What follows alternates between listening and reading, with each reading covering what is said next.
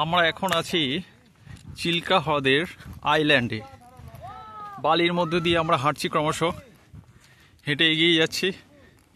এরপরেই আছে বঙ্গোপসাগরের বীচ।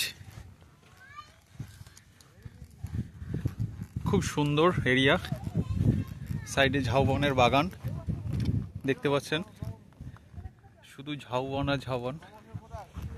অপূর্ব পরিবেশ, মনোরম দৃশ্য। আমরা ক্রমশ এগিয়ে যাচ্ছি বালির মধ্যে দিয়ে সমুদ্রের ঢেউ দেখার জন্য। এটা চিল্কা হ্রদের মধ্যেই অবস্থিত, দেখতে পাচ্ছেন দূরে দূরে সব ঢেউগুলো আসছে ক্রমশ। এই যে আমি আরো ক্লোজ করে নিয়ে যাচ্ছি। দারুণ দারুণ অপূর্ব পরিবেশ, দারুণ লাগছে। ও বিউটিফুল, সত্যি অপূর্ব।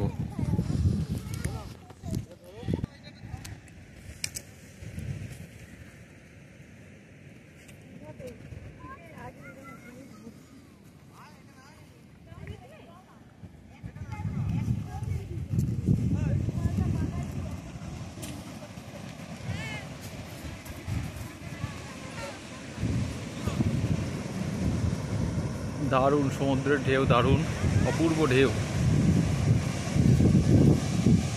অপূর্ব ঢেউ, অপূর্ব ঢেউ, দারুণ দারুণ।